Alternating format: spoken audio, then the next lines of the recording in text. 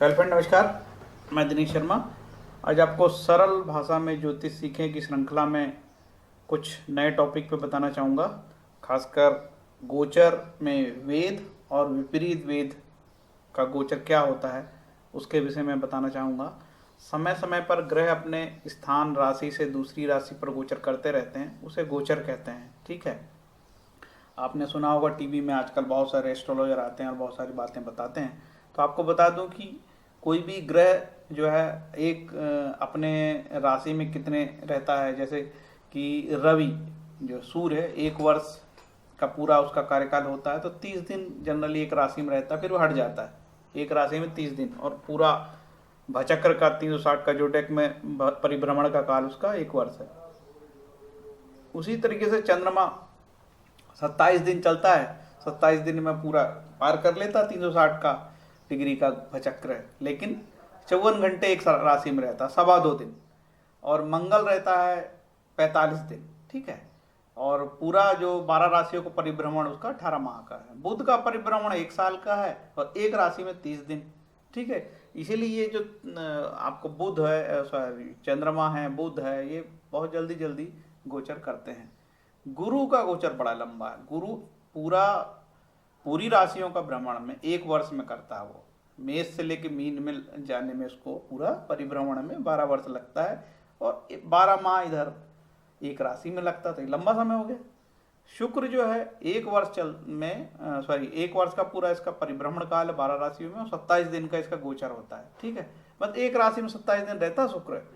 और शनि रहता है एक राशि में 2.5 साल, सबसे लंबा समय, और पूरा 30 वर्ष में इसका परिभ्रमण है, ये मेष से लेके मीन में। ठीक है, तो 30 माह बहुत लंबा होता है। राहु का जो 18 वर्ष का में है, शनि के बाद राहु, फिर केतु 18 वर्ष का है इसका।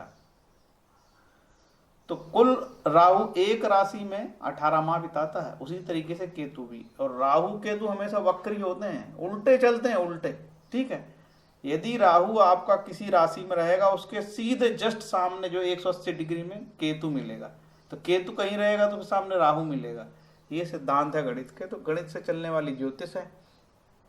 तभी तो कहा गया है कि हो सकता है कि आपका शनि महाराज नीच का हो जाए। ठीक है, कहीं पे भी, जैसे कि अभी गुरु महाराज 20 अप्रैल से जाएंगे और नीच के हो जाएंगे, और शनि महाराज मकर में स्वराशि में चल रहे हैं ना। तो भैया ऐसा किसी जातक की कुंडली में शनि महाराज नीच के हो जाए तो 2.5 साल चलेंगे, और गुरु चलेंगे 12 माह, तो क्या उसका बुरा ही होगा? क्या हर चीज नुकसान ही होगा? उसी का विकल्प दिया है। क्या?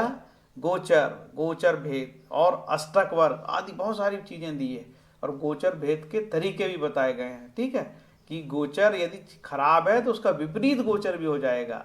वेद और विपरीत वेद, ये बहुत काम की चीज है। ये जिस तरीके से मीन लग्न की कुंडली है, कोई भी व्यक्ति की 7.5 चलती है तो आपको देखा होगा कि बहुत सारी चीजें होते रहती थी। यही तो चीज बताया कि किसी व्यक्ति की 7.5 चल रही है, हो सकता है कि अष्टक वर्ग में उसको अच्छे बिंदु प्राप्त हुए हों। ठीक है, अच्छी रेखा प्राप्त हुए होंगे। तो उत्तर भारत में, दक्षिण भारत में बिंदु को शुभ मानते हैं, और उत्तर भारत में रेखा को शुभ मानते हैं। ये भेद भी आपको याद रहना चाहिए, है ना। तो उत्तर भारत, दक्षिण भारत, क्योंकि अब जो दिल्ली में आके उत्तर भारत के भी एस्ट्रोलॉजर बैठ गए हैं और दक्षिण भारत के बैठ गए हैं, तो ये दोनों में जो है रसाकसी चलते रहती है। दक्षिण भारत के लोग बोलते हैं हम ज्यादा बुद्धिमान है, उत्तर भारत के लोग बोलते हैं हम ज्यादा बुद्धिमान है। बुद्धिमान तो ऋषि भारत थे भाई, जो पूरा ग्रंथ रच के चले गए। आगे चलते हैं, ये 2 चीज बता रहा हूं, वेद और विपरीत वेद। वेद मतलब ऑब्स्ट्रक्शन, और तब हमने बताया कि भाई ऋषि महाराज ने लिखा फला फला स्थान पे गुरु जाए, गुरु है, शनि का गोचर होगा तो शुभ होगा। तो नहीं, उसका तोड़ भी है। फला जगह और ग्रह जाएगा तो उसका नुकसान भी हो जाएगा, रुकावट भी हो जाएगी फल में। उसी तरीके से विपरीत भेद बताता है कि जहां जहां विपरीत भेद होगा वहां का विपरीत हो जाएगा, तो रुकावट दूर हो जाएगी। अच्छे फल, जहां बुरे फल बताएं अच्छे फल बताने लगेंगे, और यहाँ पे भेद हो गया कि अच्छे फल बताएं, वहां पे बुरे फल आने लगेंगे। होरा शास्त्र में गोचर, वेद और विपरीत भेद नहीं दिया गया है। ठीक है, ये कहाँ पे दिया हुआ है? ये गोचर फल दीपिका में मिलेगा आपको। ठीक है, फल दीपिका नामक ग्रंथ में ये बात आएगी आपको। और ये जो मैं चीजें आपको लिया हूं, ये मैंने आपको फल दीपिका और गोपेश कुमार ओझा की सुगम प्रवेश ज्योतिष, एक किताब है सुगम ज्योतिष प्रवेशिका, छोटी सी है, उससे मैं ये चीजें को ग्रहण किया है।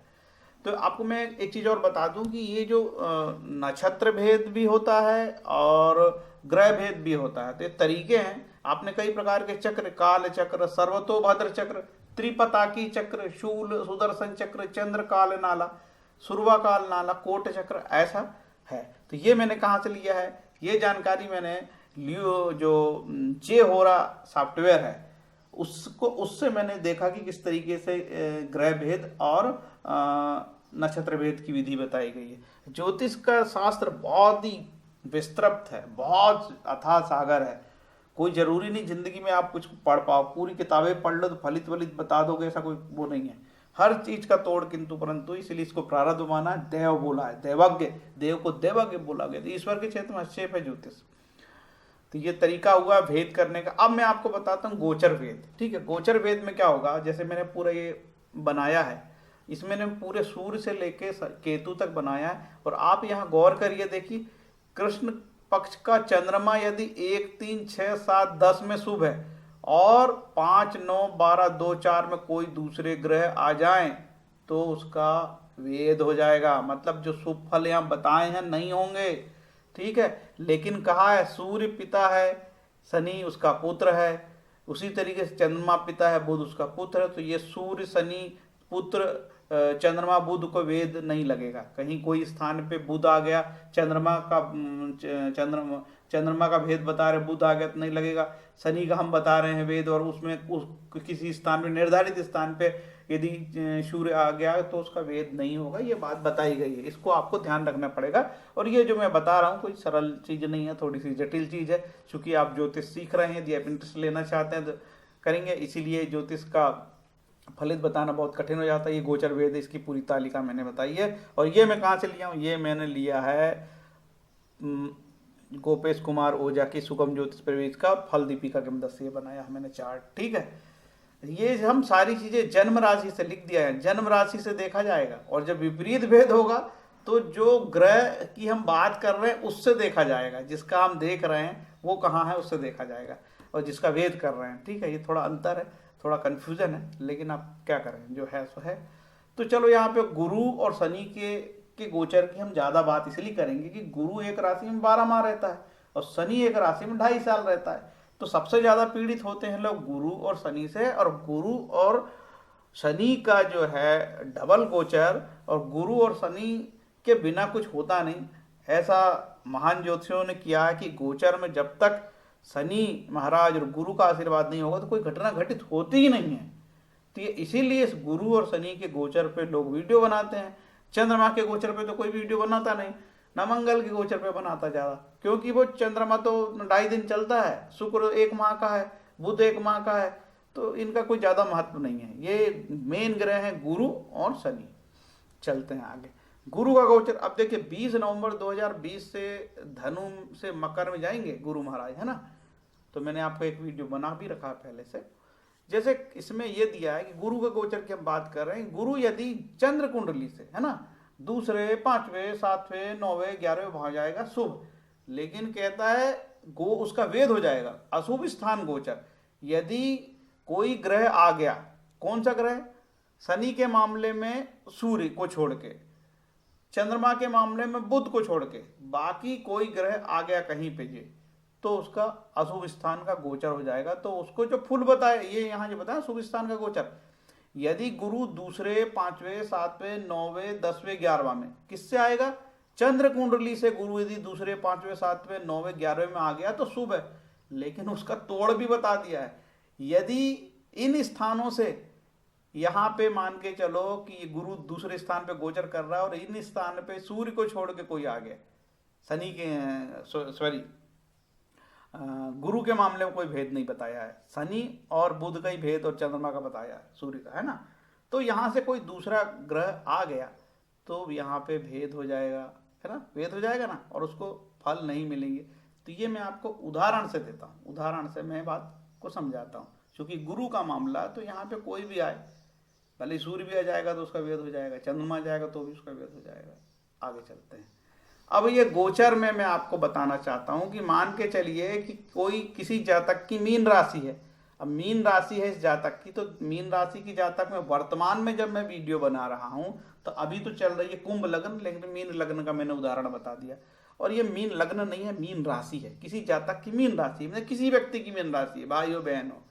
और उसकी मीन राशि में वर्तमान में जो ग्रह बने वो दवाएं, ये किसी की कुंडली नहीं है, वर्तमान में जो जहां ग्रह चल रहे हैं वैसे मैंने बनाए हैं।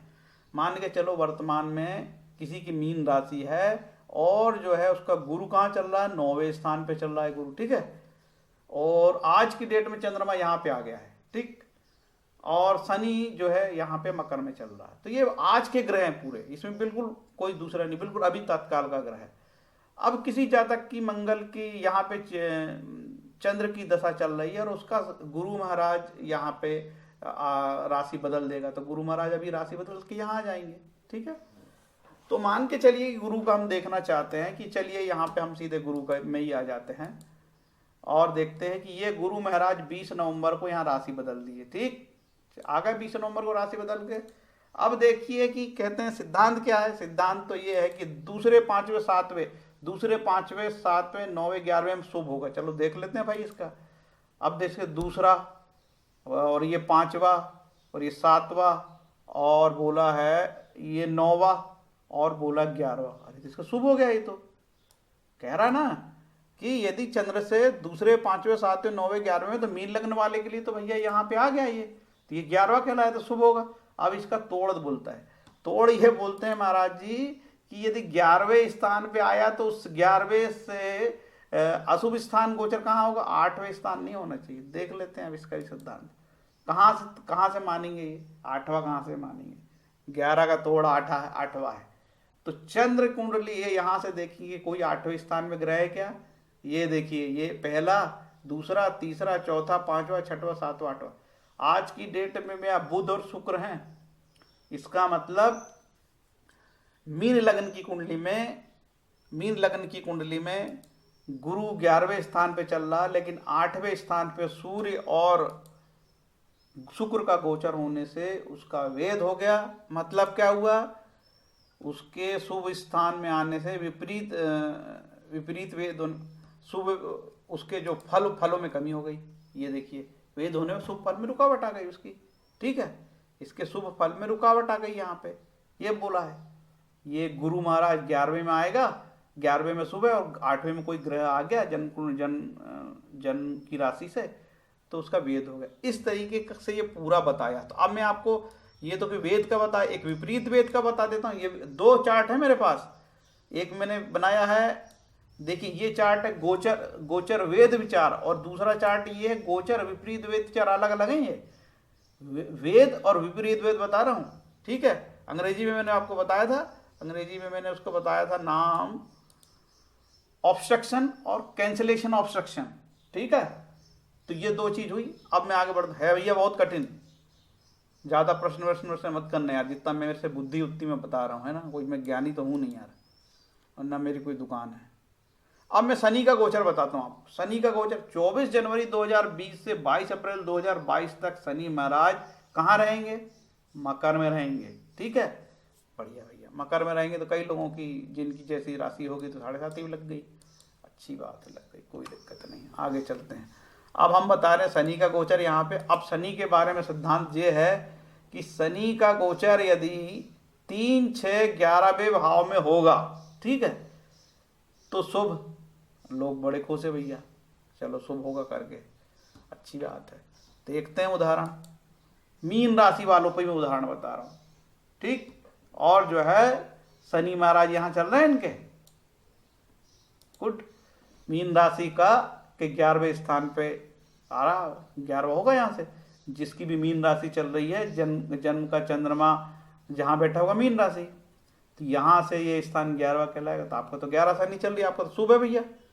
चलो देखते, सिद्धांत तो बोला कि 11वें में चलेगा तो शुभ है, लेकिन अशुभ स्थान गोचर ये सूर्य भर नहीं आना चाहिए यहाँ पे। अब चलते हैं यहाँ पे, देखो 11वें से 5वें में कहीं सूर्य आया क्या, तो 1, 2, 3, 4, 5, यहाँ कोई ग्रह नहीं है। इसका मतलब मीन राशि वालों के लिए शनि का गोचर मकर राशि में शुभ होगा। लेकिन भैया ये तो यहाँ पे है ग्रह, लेकिन 1 महीने बाद ये बुध इधर से घूमते घूमते यहाँ आ जाएगा, ठीक है। ये बुध यहाँ 1 महीने बाद मिलेगा आपको, और ये शुक्र भी आपको 1 महीने बाद मिलेगा। इसका मतलब जो आपके यहाँ अच्छे फल हैं उसमें रुकावट आएगी कि नहीं आएगी, इसी को बोलते हैं वेद और विपरीत वेद। समझ में आया कि नहीं आया? तो ये क्योंकि ये तो 1 महीने में भटकने वाले ग्रह हैं भाई, है ना। ये शुक्र 1 महीने चलता है, बुध 1 महीने चलता है, 1 महीने बाद आपको ही मिलेंगे, आपका जो आप फल अच्छा दिखा रहा हो बुरा हो जाएगा। तो ये ज्योतिष के रहस्य भैया, इसलिए ज्योतिष को क्या बोला है, ज्योतिष को बोला है कि ये रहस्य है। अब दूसरे पे देख को कर लेते हैं और एक और ट्राई। किसी व्यक्ति का तीसरा हो तो क्या करेंगे, चलो तीसरे में ट्राई कर लेते हैं। मान के चलो किसी व्यक्ति के जन्म से तीसरा आ गया शनि, किसी व्यक्ति का जन्म से तीसरा शनि होगा, मान के चलो यहाँ बैठा है, तो यहाँ बैठा है उसका शनि जन्म से, और वर्तमान में शनि है उसका गोचर यहाँ कर रहा है, ठीक है। तो कहता तो भी शुभ होगा, लेकिन उसको तोड़ देख लेते हैं भैया। नहीं, लेकिन ये तो शनि यहाँ गया ही नहीं ना, जन्म से शनि आपका तीसरा आना चाहिए, तो आपका तीसरा आया ही नहीं, ठीक है। सिद्धांत ये है कि 3, 6, 11 होना चाहिए। तो जिस हो सकता है कि कोई दूसरी लग्न वालों के लिए ये सुविधा होगी, कोई मीन लग्न की दूसरी जो लग्नें चेंज होगी, वहाँ ऐसा शनि मकर में आएगा। तो उदाहरण से, चाहे तो मेरे पास और उदाहरण से बता सकता था, लेकिन मीन लग्न से ये मेरे को सारे उदाहरणों से बताना था, लेकिन वीडियो चूंकि बहुत लंबा हो जाएगा तो मैंने नहीं बताया, ठीक है। तो आपको ये ध्यान रखना पड़ेगा, आपकी कुंडली में देखना कुंडली लगा के चंद्र राशि से कि तीसरे में गया कि छठे में गया, ठीक है। जिसकी जो लग्न होगी भैया, सबकी अलग अलग लग्न होगी, है ना। अब चंद्रमा किसी का मीन में बैठा है यहाँ पे, तो हो सकता है किसी का यहाँ पे चंद्र राशि ये कन्या होगी, किसी की सिंह होगी, किसी की तुला होगी, तो सब में अलग अलग ये उदाहरण आएगा। तो आगे और मैं देखता हूँ कोई उदाहरण ऐसा जम जाए जो आपको मैं बता दूं। आगे चलते हैं। जैसे मेष राशि वाले, मेष किसी की चंद्रमा में मेष राशि है, और मान के चलो कि यहाँ पे शनि है, इसका ये शनि हो गए, ठीक। तो मान के शनि कहाँ चल रहा है मेष राशि वाले के लिए, यहाँ। तो वो सिद्धांत क्या बोलता है, सिद्धांत ये है कि 3, 6, 11 का सिद्धांत है। तो 3, 6, 11 नहीं, इसके लिए भी नहीं है, शुभ नहीं है, ठीक। इस तरीके से ये सिद्धांत बताए गए हैं। थोड़ा सा जटिल था, लेकिन मैंने समझाने का प्रयास किया है, 1-2 व्यक्ति को भी समझ में जाए, और जो व्यक्ति मेरे से सीखना चाहते हैं और सीख रहे हैं उनको भी समझ में जाए, तो मुझे ऐसा लगे कि मेरे द्वारा जो बताया गया है वो उसमें सफल हो जाऊंगा। कोई ज़रूरी नहीं कि सारे लोग सीख लें, ठीक है। कठिन तो कठिन होता है। इस तरीके से बहुत सारी ज्योतिष में सिद्धांत है, हर चीज़ का किंतु परंतु है, इसीलिए कभी भी किसी की चीज़ परफेक्ट नहीं बैठती है, और बिरले व्यक्ति ही ज्योतिषी बन सकते हैं। 20,000 में 2 गाँव में कोई अच्छा ज्योतिष मिल जाए तो दूर दूर तक, नहीं तो ऐसे तो यूट्यूब के वीडियो बनाने वाले हमारे जैसे कई घूम ही रहे हैं, है ना। कुछ लोग तो किताबें ही लिख देते हैं, बढ़िया से सजा धजा के किताबें लिख रहे हैं। अब ऋषि पाराशर की किताब को कई लोगों से छाप रहे हैं, और अपनी 2-4 कुंडली बता देते हैं, प्रेडिक्शन बता देते हैं, बढ़िया से साफ सुथरी करके चकाचक अच्छा लगा के बेच रहे, और बिक भी रही किताबें। क्योंकि ऋषि पाराशर की संस्कृत की जो थी उसमें वो संस्कृत की है, उसमें प्रिंटिंग भी अच्छी नहीं रही, ठीक है, लोगों को समझ में नहीं आती, तो कई लोग समझाने की दृष्टि से अच्छे छाप रहे हैं और बिक भी रही किताबें। जैसे डॉक्टर चरक की किताबें बहुत बढ़िया किताबें हैं, वो बहुत बढ़िया बिक भी रही हैं उसकी किताबें। अब वो उतने समझाते हैं और बढ़िया से साफ सुथरा करके बेचते हैं, तो बिकती भी है। फ्रेंड्स, मेरा ये वीडियो आपको कैसा लगा? यदि अच्छा लगा होगा तो लाइक करें, शेयर करें। और ये वेद और विपरीत वेद के विषय में उम्मीद है आपको समझ में आया होगा, थोड़ा सा जटिल है। यदि मेरा अच्छा लगा हो तो मेरे चैनल को सब्सक्राइब जरूर कर देना, जिससे कि मेरा भी थोड़ा फ़ायदा हो जाए। Thank you, Hare Krishna.